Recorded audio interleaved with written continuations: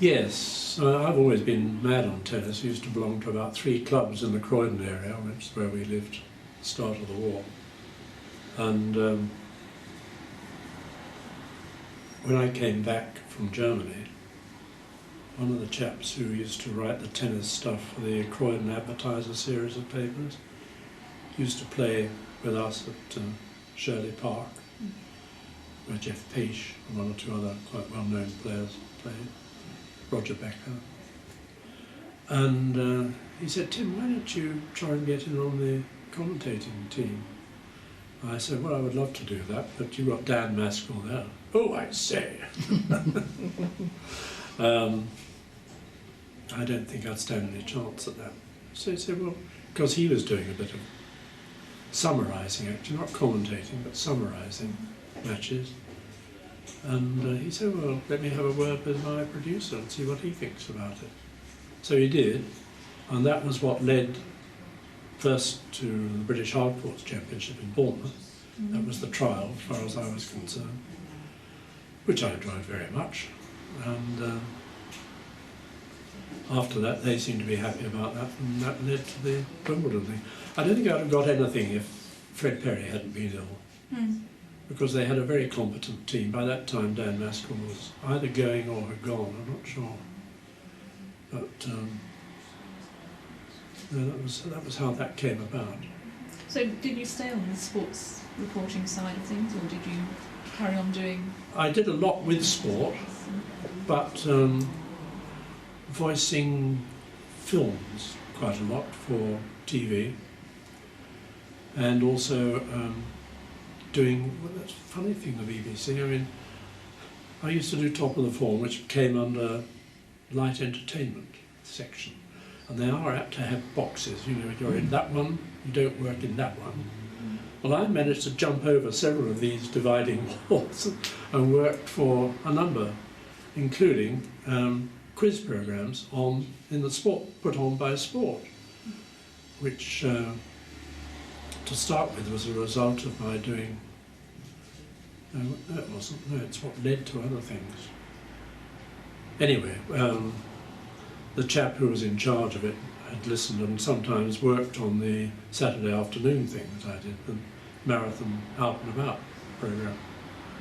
And he said, well, how do you feel about doing a touring quiz programme? So I said, well, it's been new to me, it's not something I've ever done before, but I'd like to have a go at it. And so we did. We started with a thing called treble chance, which was a domestic thing. We took a team.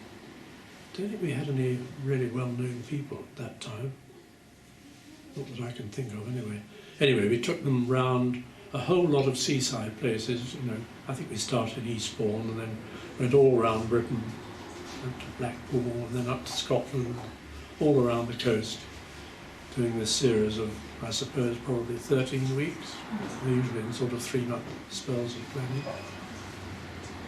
And after that, they decided that that had worked well, and they thought that they could lay on one involving the forces, bearing in mind that I had worked in Forces Radio, and they thought that would be a good connection.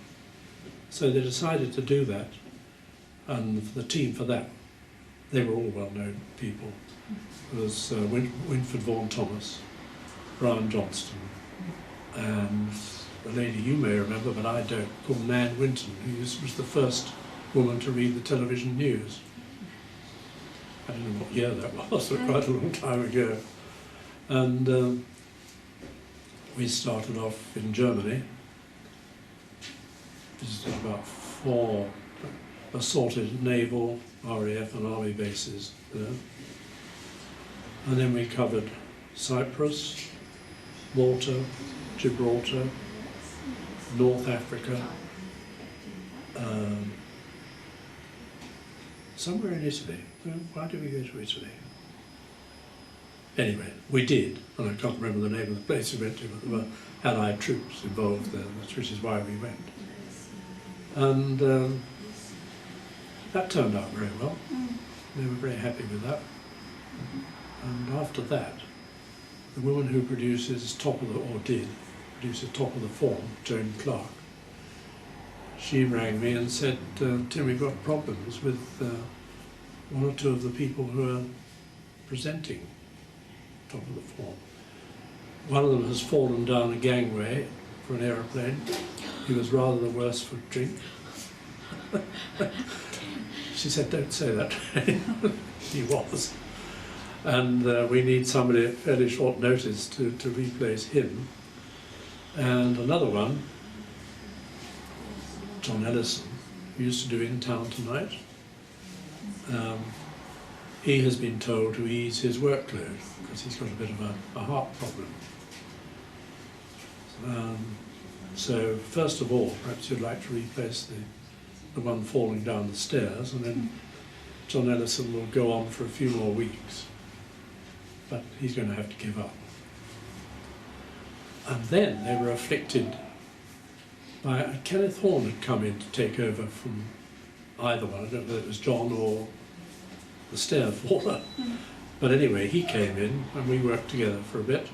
And then, would you believe, he had a mild stroke and was advised that he should stop, preferably stop working, but certainly lighten his load.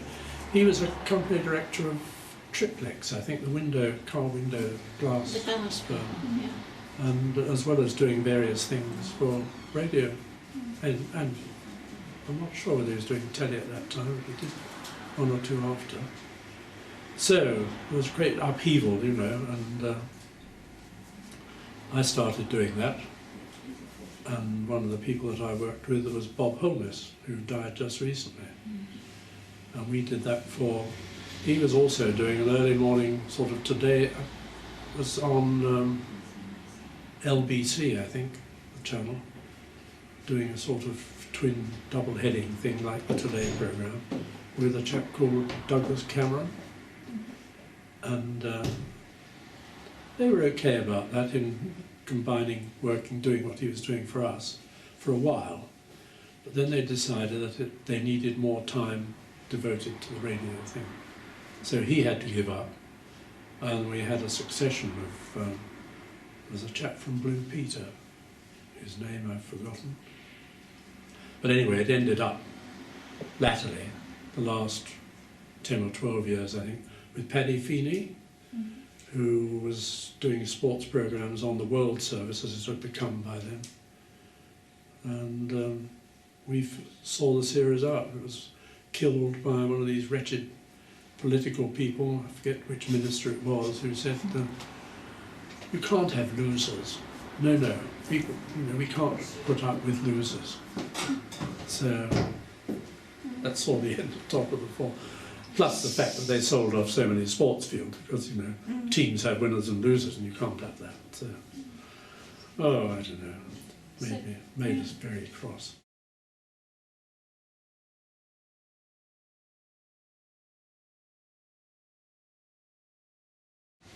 Gosh, there must be so many actually.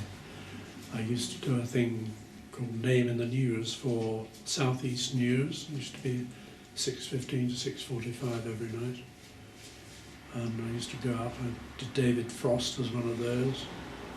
The bouncing bomb chap. Barnes Wallace. Barnes Wallace, that's right, yes, yes. Went to interview him down at his house near Farnborough. Fascinating man. In what way? Well, his view of what will happen in the future. Yeah. People commuting from England to Australia, coming back for the weekend, doing, I don't know, 3,000 miles an hour or other in this new type of plane. And that's not so far-fetched now. I mean, that new one that they were testing out the other day, the new Boeing. I forget how fast it goes, but its range is now 8,000 miles. 8? Which would take you nearly to Australia. Certainly takes you to Bali, apparently, Fiji. Who else? Various pop singers, Cliff Richard, Adam Faith, Ted Heath, Johnny Dankworth.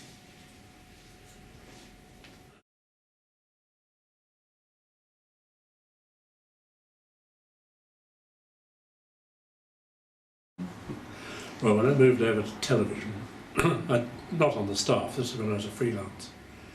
I started doing there again it was a sad tale of dead men's shoes in a way, because the chap who was doing the racing results was mad keen on gambling, and he was also an owner of 2 London restaurants and a Bentley, and he had really overstretched himself. And on this particular Saturday, he got what I think they call either a super Yankee or a super patent, a 5-horse race, and it was all down to the last one winning, and of course it didn't.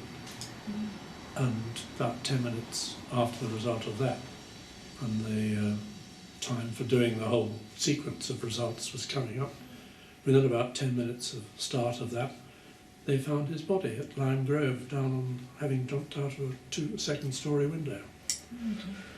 So that was the start of my connection with grandstand, and doing regular results reading.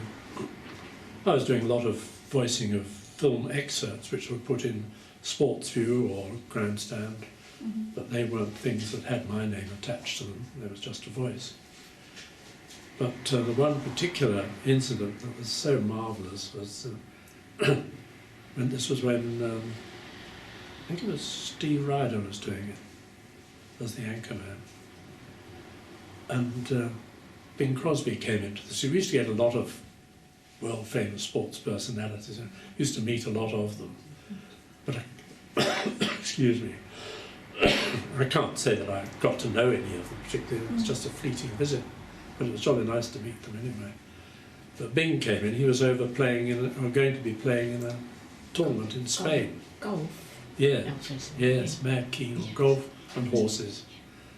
And Len Martin, who was my colleague on that, he and I double-headed the result sequence for about, I don't know, 10, 12 years, I should think, something like that. We noticed that this horse called Uncle Bing was running at Ascot. Forecast 10 to 1, and not forecast to win at all. So we told Bing about this, and he said, "Oh, I've got to have something on that. Put me 20 on each way, can you? Have you got somebody got a phone account?" And Len had, so he put on the bet, and it duly won at 10 to 1. He loved it. You would think, what, 200 quid or whatever it was, it wouldn't matter at all in any way, but he was thrilled to bits. Sadly, that was the last tournament that he ever played in. That's where he died. He On died the course on in the Spain. course. Yeah. Yes, that's right. Yeah. So that was a few of the people, but there are a whole lot more who I've forgotten. I met quite a lot on the morning music programme, Music Box, which I used to do live on a Tuesday morning, half an hour from 10 to 10:30. And Charlie Catt's Novelty Sextet, does that bring back any memories to you? I'm older than Sylvia. And we used to get solo singer, special singing artists to come in and join the sextet, and they'd be backed by piano, guitar and drums, probably, double bass. But who was the chap who sang The Leaving of something town, northeast? Durham.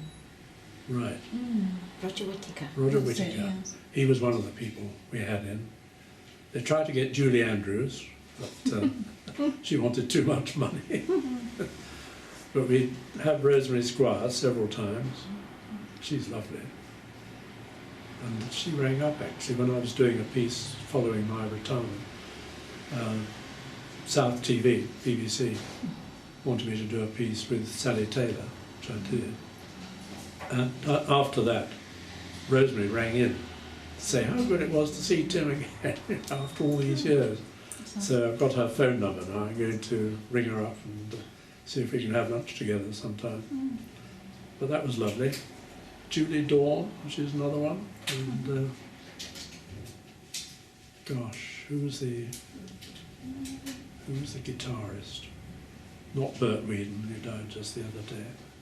I had met him. can't remember, but anyway, had a succession of people that I've always known of, and was glad to meet, to have them as guests to introduce.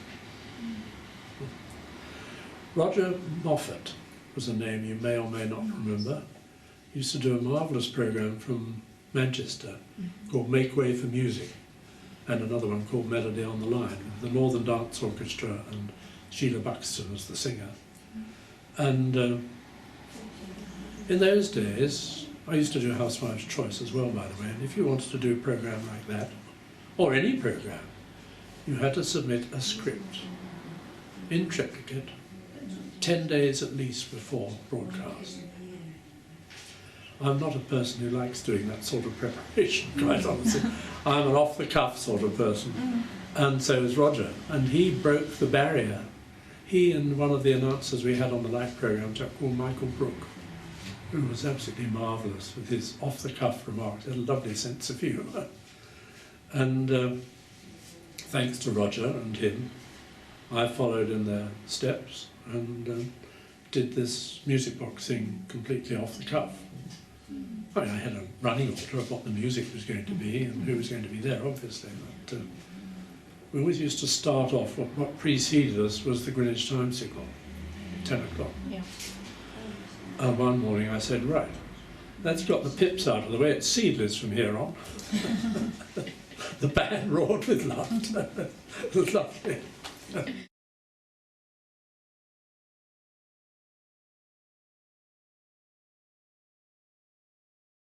Yes, I suppose they thought, oh gosh, this might be risky, you know, let's have a look at that. They were frightened of spontaneity, weren't they? Oh, absolutely. Yeah. No, it's made such a difference. I mean, it's hard to look back to those days, actually, and see what sort of civil service ease it was. Oh, yes. But, yeah, that's about the sum of it, I think, really. I think we've covered just about everything, as far as I can think. Thank you. Culminating with the retirement, 82, in the end of November last year. Well, you look very well on it. Having worked for 60 years, I never had a day's unemployment, so I think I was very pleased about that. Be very fortunate. Very fortunate. I've had the best. Anybody who worked for me at that time, we had the best of radio, and I think television too, quite frankly. But,